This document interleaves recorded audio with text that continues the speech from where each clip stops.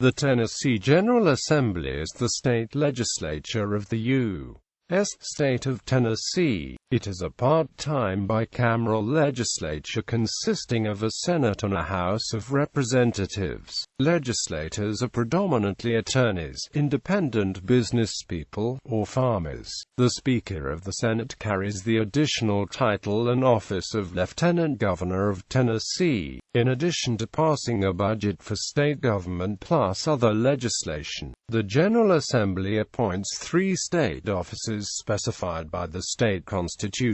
It is also the initiating body in any process to amend the state's constitution. Organization. Constitutional structure. According to the Tennessee State Constitution of 1870, the General Assembly is a bicameral legislature and consists of a Senate of 33 members and a House of Representatives of 99 members. The representatives are elected to 2-year terms. According to a 1966 constitutional amendment, the senators are elected to 4-year terms which are staggered, with the districts with the even numbers being elected in the year of presidential elections and those in the districts with odd numbers being elected in the years of Tennessee gubernatorial elections. Part-time legislature. To keep the legislature a part-time body, it is limited to 90 legislative days per 2-year term, plus up to 15 days for organizational purposes at the start of each term. A legislative day is considered any day that the House or Senate formally meets in the chambers of each house. Legislators are paid a base salary of $19,009 along with a per diem expense of $171 per legislative day. If the legislature remains in session longer than 90 legislative days, lawmakers cease to draw their expense money. Legislators also receive an office allowance of $1,000 per month, ostensibly for the maintenance of an office area devoted to the legislative work in the homes or elsewhere within the district. Traditionally, it has been easier, politically speaking, to raise the per diem and office allowance than the salary. The Speaker of each House is entitled to a salary triple that of other members. Under a law enacted in 2004, legislators will receive a raise equal to that given to state employees the previous year, if any. The governor may also call extraordinary sessions, limited to the topic or topics outlined in the call, and limited to another 20 days. 2/3 of each House may also initiate such a call by petitioning for it. Composition of the 109th General Assembly 2015 to 2017. Senate House C. Tennessee Senate and Tennessee House of Representatives for current member lists and further information. Work of the General Assembly.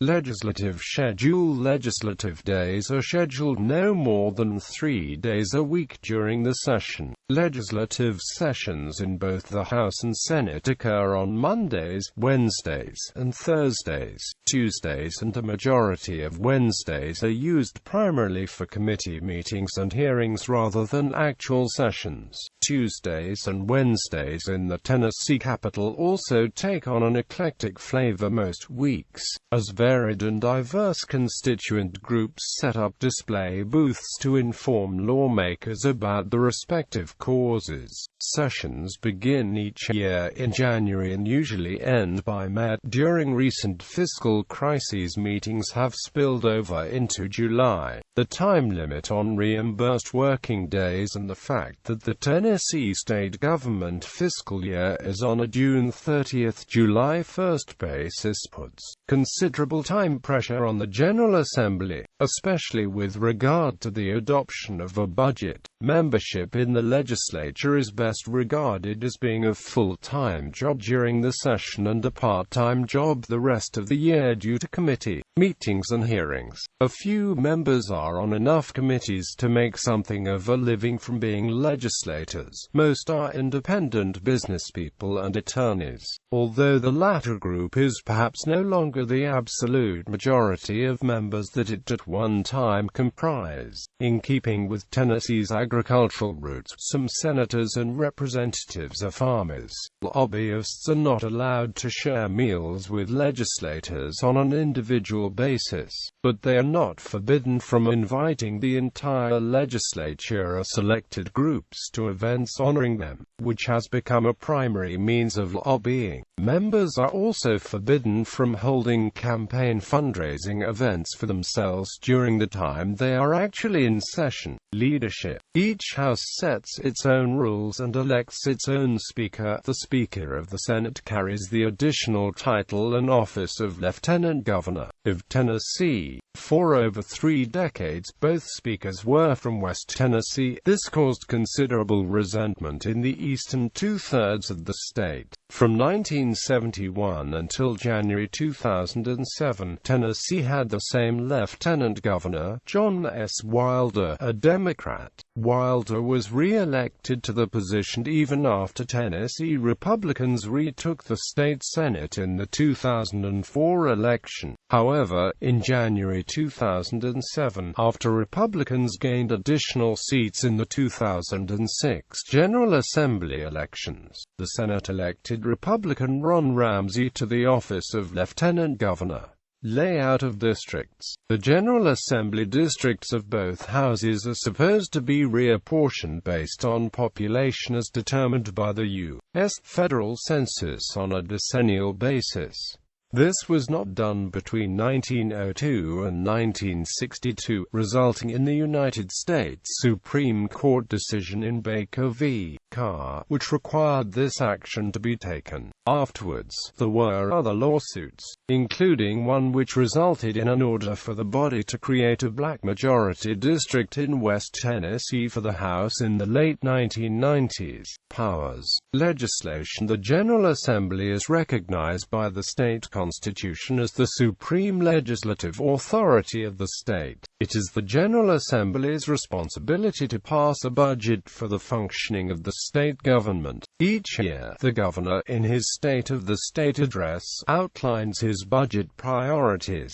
The Assembly, in a joint session, is present for the speech. Appointments. According to the state constitution, 3 positions in state government, collectively referred to as the constitutional offices: the Secretary of State, State Treasurer, and the Controller of the Treasury, U.S. elected by the General Assembly in joint session, where each member of the General Assembly is accorded a single vote. Each office is awarded to the first candidate to receive a majority of the votes. The General Assembly selects the 7 members of the State Election Commission. It selects 4 members from the majority party and 3 members from the minority party.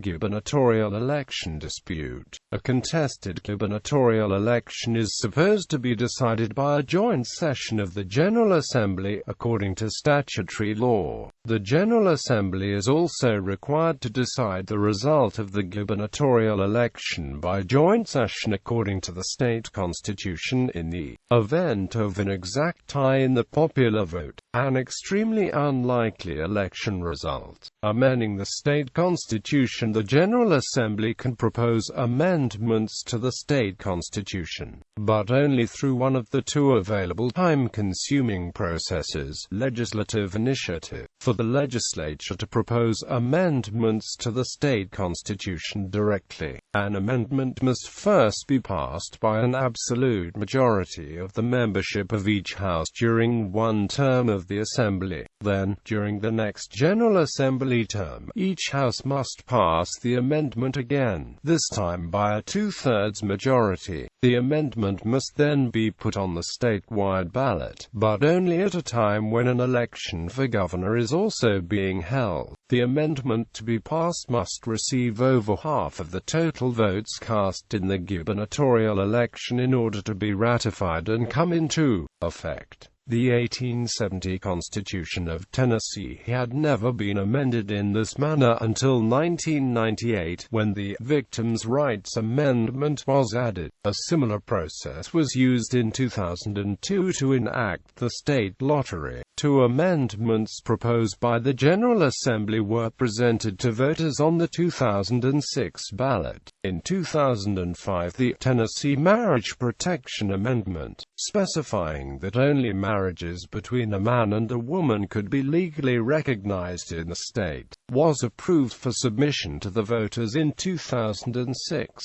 The ACLU had previously challenged the validity of the amendment by asserting that a constitutional obligation to publicly advertise the amendment had not been satisfied. However, on February 23, 2006, Davidson County Chancellor Ellen Hobbs Lyle ruled that the proposed amendment would be on the ballot in 2006.